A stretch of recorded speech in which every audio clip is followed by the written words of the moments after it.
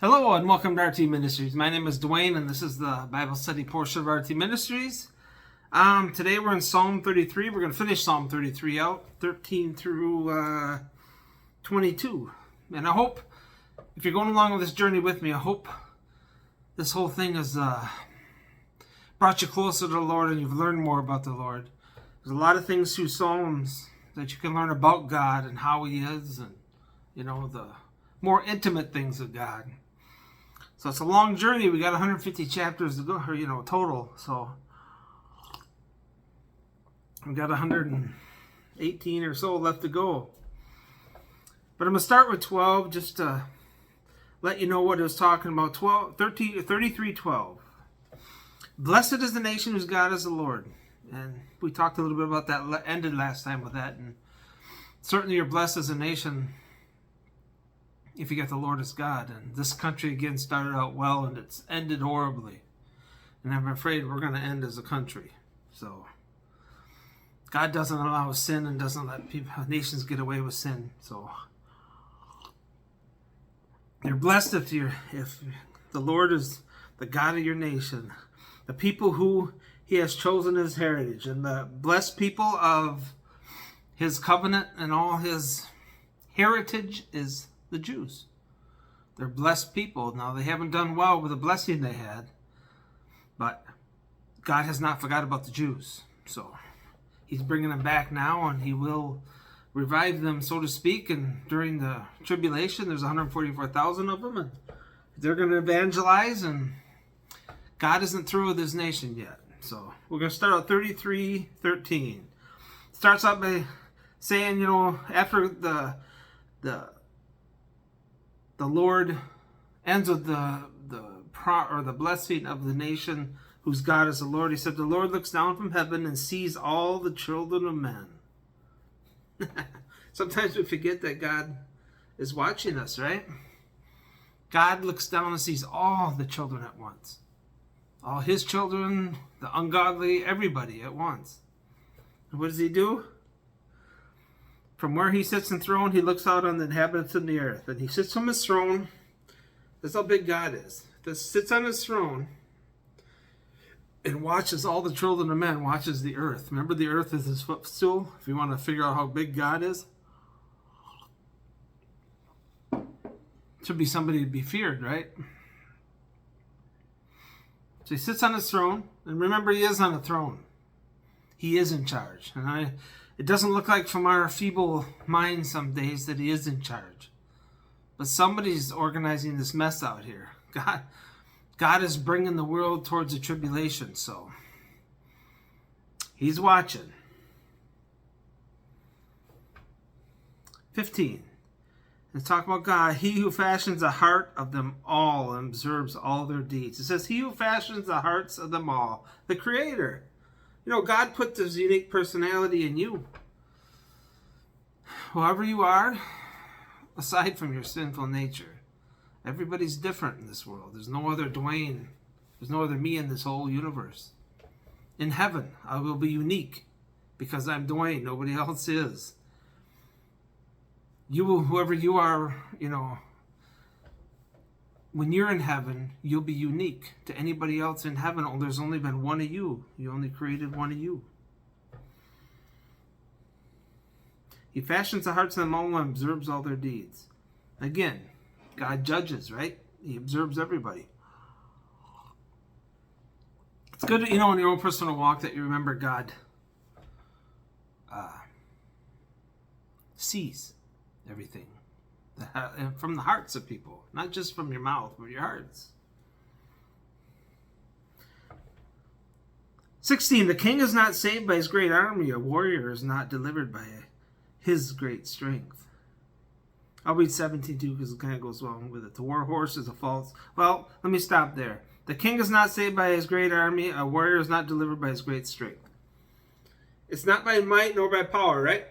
But by the Lord. It doesn't matter what nation you are. Doesn't matter how powerful you are. Doesn't matter how many weapons you have. Doesn't matter any of that. Kings don't win wars because they have a lot of guns. Nobody wins wars. Guess who decides that? Who's ever enthroned on heaven, right? They decide that. because it's not won by great armies and great strength. 17, the war horse is a false hope for salvation. Okay, I'm going to stop there. You know, the war horse is a false hope for salvation. There are plenty of nations, and people for that matter, that put their hope or their salvation in their great armies. And God brings them all to nothing. You know, as you learn about God's sovereignty, it's that God is the maker and ender, so to speak, of all nations. If people put their hope and their salvation in how big their army is, again, a war, world war, smaller wars, none of the wars are won by might.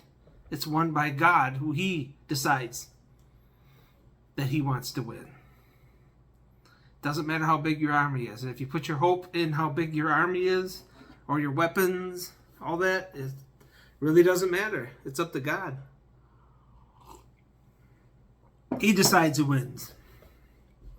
In fact, God decides everything, right? So the war horse is a false hope for salvation, and by its great might it cannot rescue. Doesn't matter how big you are, doesn't matter, you cannot do the rescuing, you cannot do the destroying, you cannot save yourself by your weapons. Nobody can. You're saved by God. You know, the whole world, and everything that's done in it is controlled by God. Because he's up on his throne, right? Watches men, what they do, and he controls it all. The Bible says man makes his plans, right? But God moves his feet. That goes from countries to people to individuals. God is orchestrating it all. He uses sin for his glory. And again, it's not in how big your army is. A lot of people now, a lot of countries are putting their hope in their war machines. Everything will go according to what God wants it to go. 18. Behold, it says, behold, understand, the eye of the Lord is on those who fear him. You want to be right with God? Fear God. You know, his favor is on those who fear him. Only those who are saved fear the Lord. If you want to be right with God, start with fear.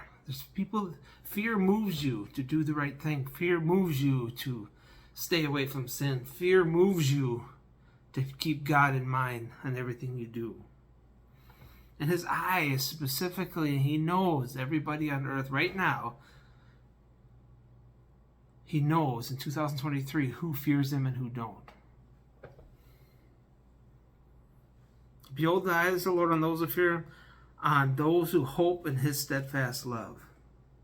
Not only fear him, but he knows those that are hoping in his mercy and his steadfast love. You know, if only true saved people fear God, and only true saved people put their hope in the love of God and the mercy of God and the grace of God and their hope, they bank their whole salvation on that. You know, to be saved, you got to trust the Lord to save you, right? Obviously.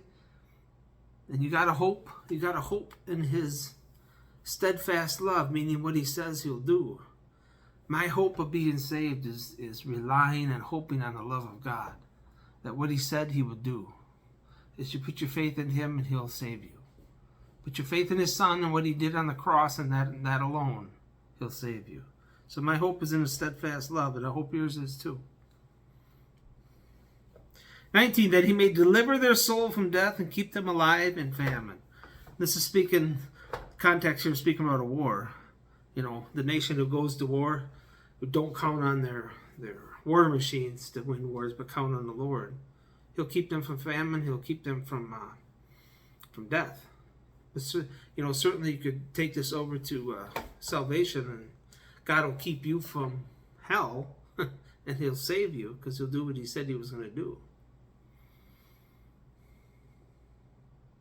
You know, it's something that there's a lot of peace that comes from putting your hope in the Lord and not anything on earth. Because when you put your hope in the Lord doesn't change, right? I've been saved for 25 years and my hope is still in the Lord. He hasn't changed. The world, listen, the last I'm old enough to know, I'm in my 50s, and I'm old enough to know the world has changed. I wouldn't bank on anything in the world. The world has changed a whole lot since I was a kid. There's nothing you can hope on in this world that stays the same. One day you might put your hope in something that might last for a while, but it changes. The world has changed. The world has changed many times. The world has changed a lot. If you put your hope in that and you put your hope in the system, you will be disappointed. The world is going towards the Antichrist. It's being set up for him to come. The world is going to fail you. The system will fail you, whatever country you live in. 20, their soul waits for the Lord. My soul is waiting for the Lord right now. You know, deep inside of me, I'm waiting. I can't wait for him to come. My soul waits.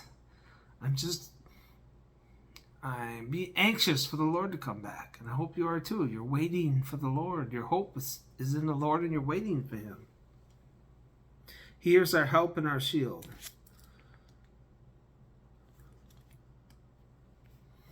If your hope's in the Lord and you're waiting for him, you know he's the one who helps you and he's the one who protects you, right? If you're still alive, it's because he still wants you alive.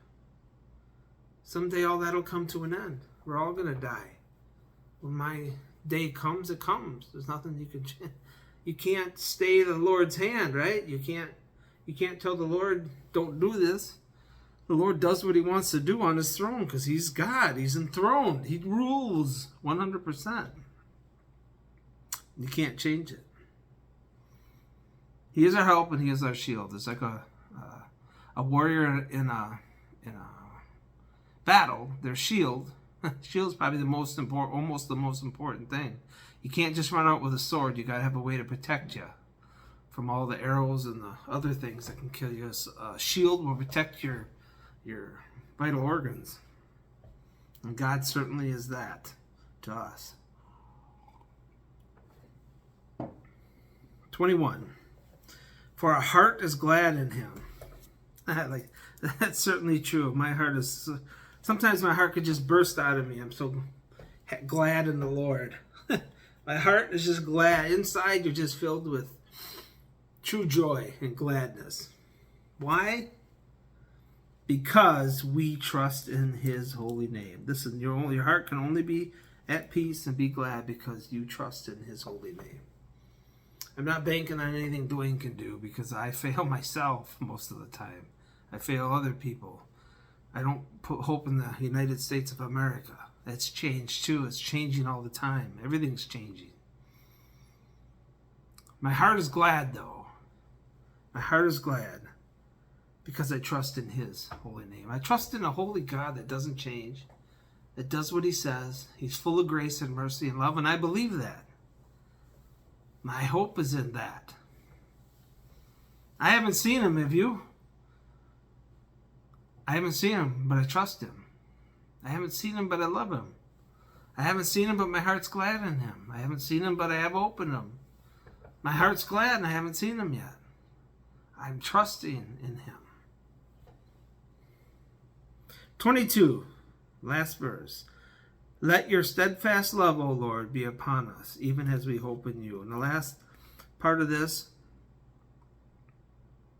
is the psalmist is saying, again, trusting in his, let your steadfast love, O Lord. He knows the Lord's steadfast. It doesn't change. Be upon us as we hope in you. You know, I titled this Hope in the Lord. Hope is what keeps you going. You know, the hellish thing about hell is there's no hope, right? When you get cast into hell, there's no hope of getting out. There's no hope. I mean, even if you could get out of hell in 1,000,000 years, there's still a little hope because it's coming to an end, right? But when you're in hope, your smoke, your torment rises day and night forever and ever. There's absolutely zero hope in hell because you'll never leave. When people lose hope in this world, they commit suicide, right? When people lose hope, they do a lot of desperate things. When hope leaves, people are desperate. You hope in the Lord, it'll never leave. He's forever and eternal, and so will the hope that you put in him. So what can you learn about the Lord? Well, he sits on the throne. He's in charge. The things that happen on the earth are not done by power, not done by might, done by numbers. It's done by the Lord. And those who fear the Lord and put their hope in his steadfast love, their hearts will be glad. And I hope your heart is glad too. Thanks for tuning in. I'll see you next time. Bye.